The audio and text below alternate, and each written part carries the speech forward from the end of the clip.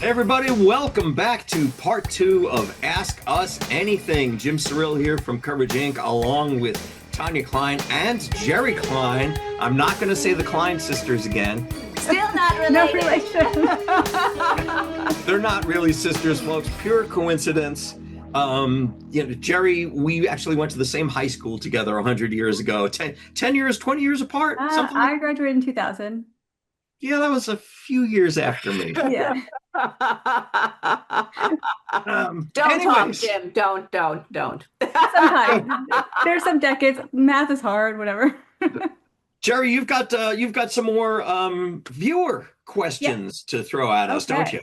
First one is from Clay Coolio says, I'm 20 and I want to break into the business. I have a bunch of script ideas, but I don't really know how to write them or what to do with them. I don't have any connections and I live in Connecticut. Do you have any advice for me? Yes. So first step is learn your craft. And that's also, by the way, how you make connections.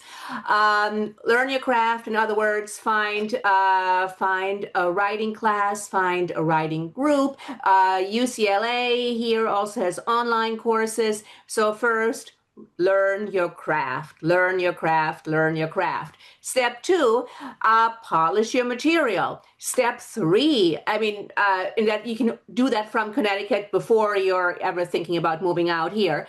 Polish your craft. Step two, get in touch with the local writing community and the local filmmaking community as well.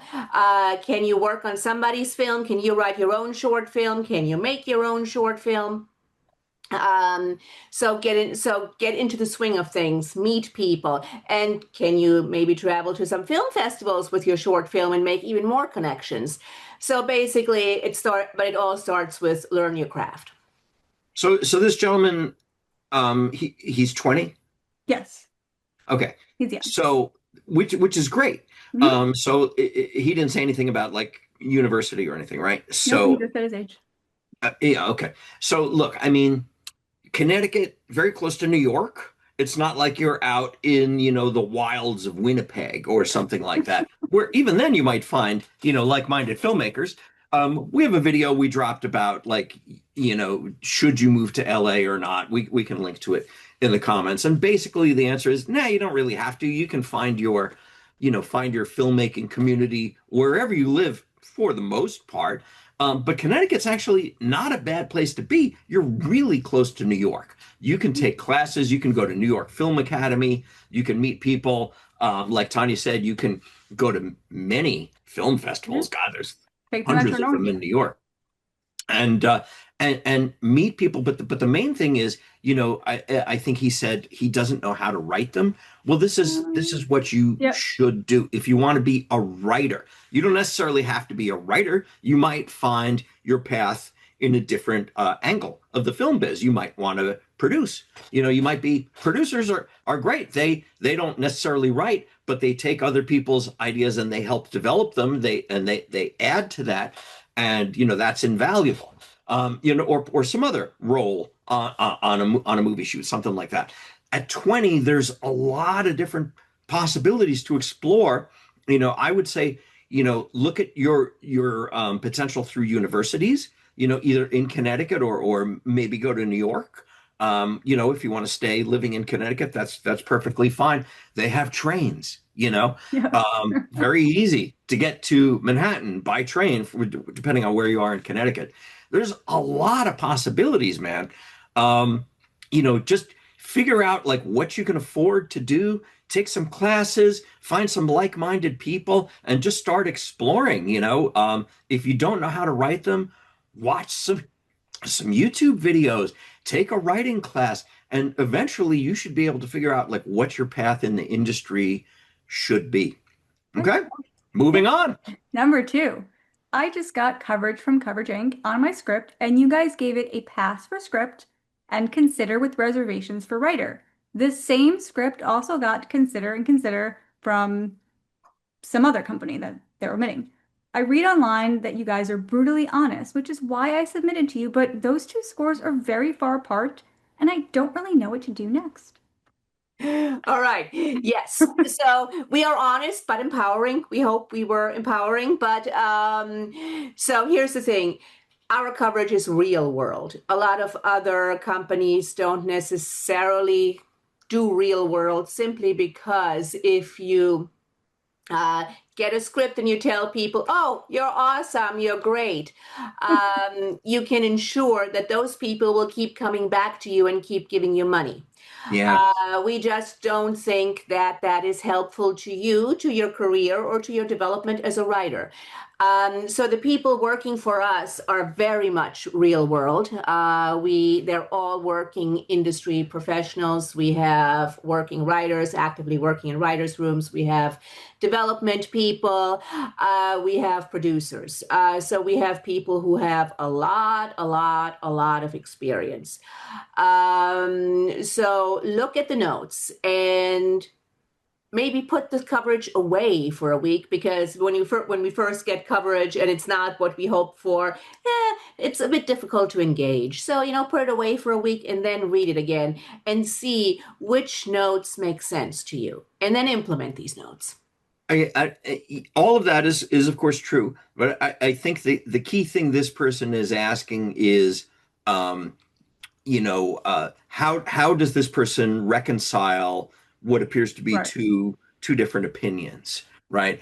And I think the answer here is, use what works for you, right? It doesn't necessarily have to be about the conclusion, right? Whether one reader felt more positively about the material than the other is of less importance than does the note on the page resonate with you? Or if it doesn't resonate at all, is there something that kind of bothers you about it, that kind of digs on, like, oh, that's ridiculous. My act two is fine. But there's something that's kind of like digging at you, like, nah, I don't know, maybe, but I don't want to deal with it. You got to kind of learn to listen to your inner writer and find the truth within the coverage report, even if it's a note you hate.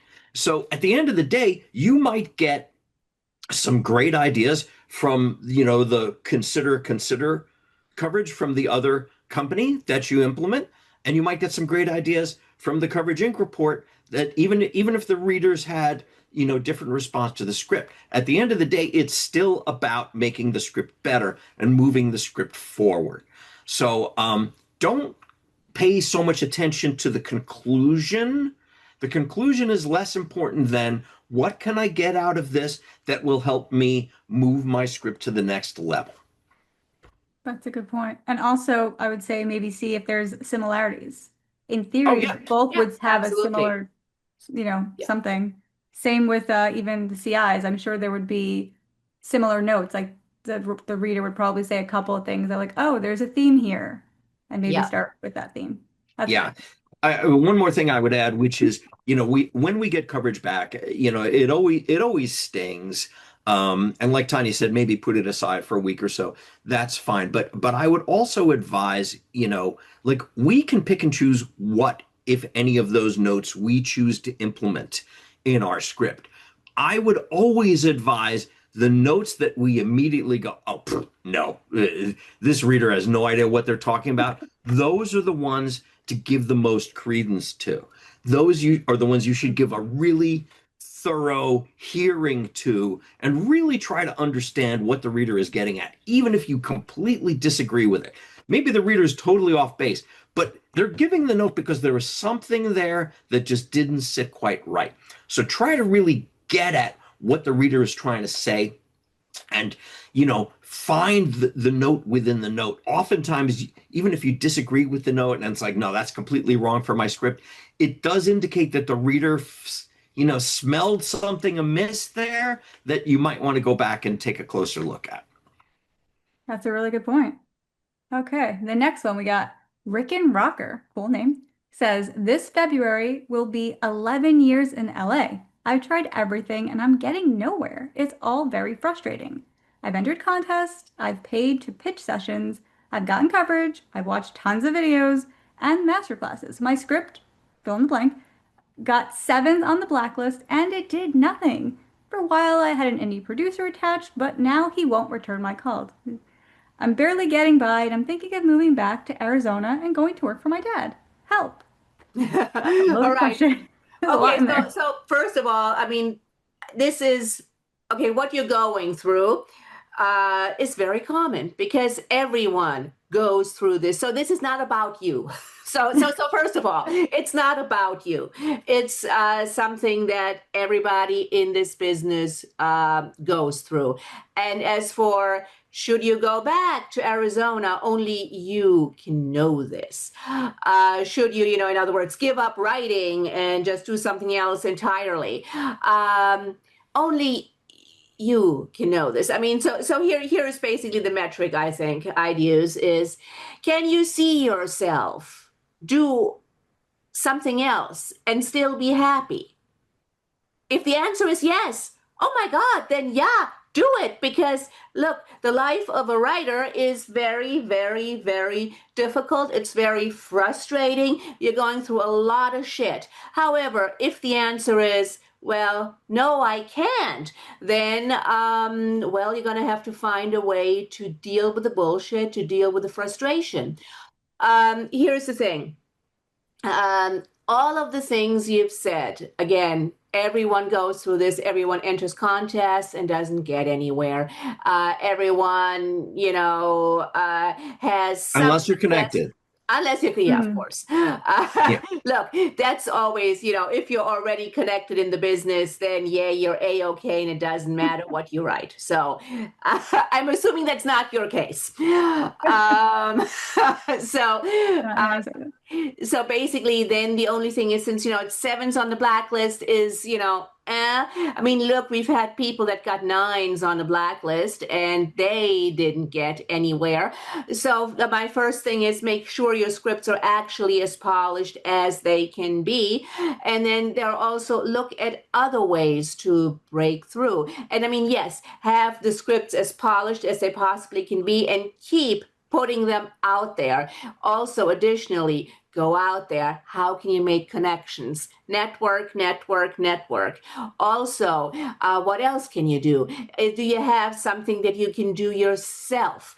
Something that you can produce yourself that's not going to break the bank, where you can maybe then present this or go to festivals and meet people that way? That's a good point. Also, he could, or he or she could write in Arizona. If that's Yeah, where he of wants. course. Absolutely, He doesn't have absolutely. to. I mean, it's cheaper. I mean, depending on where you are, but yeah, definitely, yeah, no, it's cheaper than LA. I mean, LA rents are pretty much, the New top. York. Yeah. Yeah. I Um, I mean, look,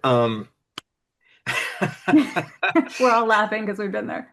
Yeah. yeah, exactly, exactly. I mean, and we had another question similar to this in part one, I think, right? And Yep. look, I mean, this person, whatever his name is, yeah, or she, Yep. he's been here 11 years, Yes. right? So, he came here, or she came here from Arizona. It sounds like specifically to pursue writing. That's a big leap of faith, and that shows a certain amount of commitment to this is what I want to do, right? So that says a lot, right? So I think, like, if you're the person who can give up, like if giving up is an option, then why did you come here in the first place? Now, I know a lot of people sort of come to LA and they give themselves these time frames, like I'm going to Arbitrary get my time frames. Mhm. Yeah. yeah, if nothing happens in 7 years, I gave it my best shot, but the industry doesn't care about your time frame. No one does. No one You cares. know, I'm sorry, 11 years is like, hey, It's not that long. I've been here 35 years. We're still struggling to get our next movies set up. I mean, we little bits of success here and there, a couple things produced, a couple things sold, blah, blah, blah. It's every day is still a struggle. For those who are, lucky enough to, break in and get a series, or get a hit movie, and they're able to ride that for years, and you are broken in and you're established and you're golden. That's great. That's literally like 1% of the people who are WGA writers in Los Angeles, and the rest of us are, paying the bills, by, walking dogs or driving for Uber or making pizzas or whatever your day job is while you write on the side. So, like, you just got to keep the perspective on these things. And as I said about the previous person, like, this is hard. What you're trying to do is hard. It may take 11 years, it may take 22 years. Just strap in for it and look. And if you have the option and can enjoy a life where it's like, nah, I'm good, I'm out of here, then do it. Do it. Great. Be happy. Get rid of that stress. And like you said, Jeri, you can still write stuff on the side. You can still make independent movies. So. There's filmmakers in Arizona. Yeah. Yep. There are a lot. What else you got? Number 4, I have an animated comedy feature. Do you have any suggestions for how to get it to the right people? And that's from Maisie L. Oh boy. You guys know about comedy. So here's the thing. Animated anything is one of the hardest things to find a home for. And the reason is there are only very few places that make animated features. And those places usually create those in-house, Disney being an example. Breaking in with an animated feature is very, very difficult. Sounds like you're talking personal experience there. Well, I mean, we made an animated feature. And if you're contemplating making an animated feature yourself, take it from someone who made an animated feature. It will take a lot longer than you think it does. It will be a lot more stressful than you think it is. So maybe think about that. Look, it's as a spec, it's tough. It's really tough. I mean, it's tough to get people to read it because they know that there's really no place to sell it. There's no place to shop it to. I would say take those chops, those comedy chops, and try to bring that to a live action feature. I mean, you might get some reads on it. We had we had actually 2 animated scripts in this year's Get Rep Now. They did get a couple of reads. I mean, it was, not many out of the 15 managers. I think we got 2 or 3 reads on each of them. One of them just got a meeting with Play Management in Canada, and now they're reading his follow-up script. So as a writing sample, that got him in the door. And by the way, that was a very good script. Iguana You Back by Noah Pohl. And so, crossing fingers, maybe this will get Noah represented. Now, they're probably not going to shop that script around again because there's nothing you can really do with it unless they happen to know some indie film shop that just got a film fund. That's always a possibility. Or outside of the U.S. The Studio Ghibli. There's a million places that will make indie animated stuff, not in the U.S. But we're just talking basically shopping to Hollywood, right? But I will tell you this from my own personal experience. I'm not talking about To Your Last Death, which was our animated horror Tanya and I made 5 years ago. But back in the day, my writing partner at the time, Chris Janusa, and I wrote a script called Pet Posse. We wrote it hand in hand with a producer named Travis Knox. And this was about 17 years ago or so. And Travis was working for the company that they had a bunch of hit movies. So we were incredibly lucky that we had Travis attached and that he had a pedigree and a track record. And Travis took our script and he shopped it all over town at a fairly high level. Nothing happened. I mean, that was it. We didn't even get a meeting from it. I think we went into maybe 15 places, nothing. I mean, people liked the script. We got good feedback, and Travis just called us up. He's like, hey, guys, I took my best shot, but, there's nothing I can really do with an animated feature. Like, okay, lesson learned. So that's where I'm sorry. What was this person's name? Maisie L. Yeah, Maisie L. I'm sorry we don't have better news, but, as a writing sample, it could possibly do something for you. But, look, if you want to be an animation writer, you might want to focus more on TV than features. There's a whole like independent animation writer community.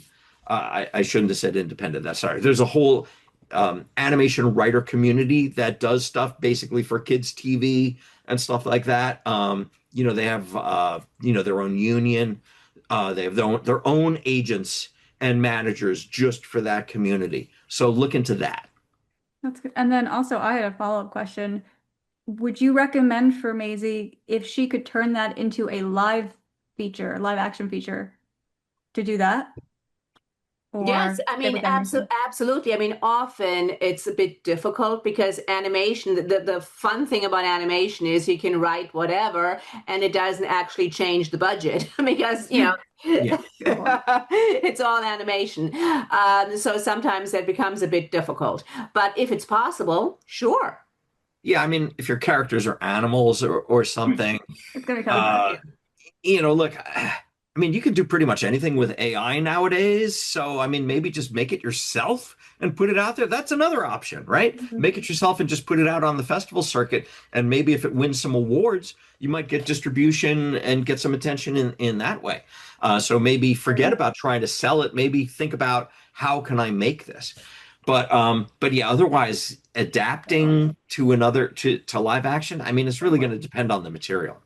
Yeah. And again, if you really want to be in animation, another option would also be to just get in on the ground floor at Disney, for Hmm. example, or any of the other big animation studios. Can you get a job somewhere in development, for Oh yeah. example? That's Yeah, it. yeah, or just a PA, an assistant, receptionist, anything where you're in the door. If you're the hardest working person and they love having you around, you can find your path within that company and work your way up. Sometimes you have to be willing to, eat a few plates full of shit and show that you're happy to do it. That's It's gonna good. fit. Good And then point. they're like, I like this person. Let's keep this person around. Hey, how about we show you how we make movies here? That is true. And our last question. Hollywood is so IP focused. Is there any value in adapting a classic novel like The Three Musketeers that's public domain? Well, IP is Huh. always a great thing. IP means name recognition, it means a built-in audience. So it's something everyone looks for because it makes it easier to stand out because there's so much stuff everywhere, so you want to stand out. However, let's talk about The Three Musketeers since it came up. Loved the book when I was a kid, but here's the thing. The Three Musketeers is also period. So, period is extremely difficult to get traction with. Now, if you can find a smart way to adapt the Three Musketeers and make it Contemporize it. contemporary and marketable, yay, great. I mean, again, I keep bringing up Austenland, but one of my favorite examples of taking IP and making it something very marketable and contemporary is Austenland. The writer clearly understood what made Jane Austen novels tick and why everyone loved Jane Austen novels. However, they probably also understood that, wow, writing a period Jane Austen novel-esque script is not going to get me anywhere. So they wrote Austenland. And Well, it was based on a book. Shannon Hale oh, it was the was. writer. Okay. She Again, was the writer as well as the co-writer of the feature. But yeah, it was a hit book. yeah, So obviously, IP. yeah, but exactly as you said, she knew the value in the source material, and yeah. she then created her own source material of the source material, which was then adapted, I think, 5 or 6 years later, uh, into the feature. But yeah, that made perfect sense because it was material that could be contemporized. She just had to find a clever way to do it, and she did. So good for her. As for the Three Musketeers, I have no idea how one could contemporize. That's hard to imagine, but I'd maybe. watch it if it's done well. Yeah, Yeah. yeah, exactly. If it's done well, I mean, I'll watch That's a anything if big it's caveat. done well.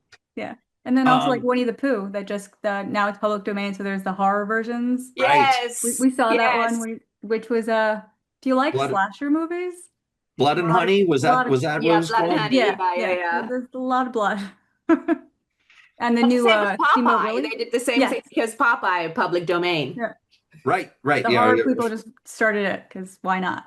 Yeah. Our friend Jeff Miller made one of the Popeye Yeah. Really? horror movies. Yeah. That's so cool. I don't think I saw Um, that one yet.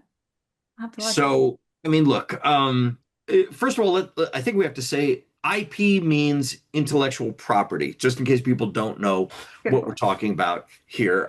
Intellectual property refers to any pre-existing successful material, right? Successful being the key word there, because it could be pre-existing material from, 200 years ago. That was a novel nobody heard of.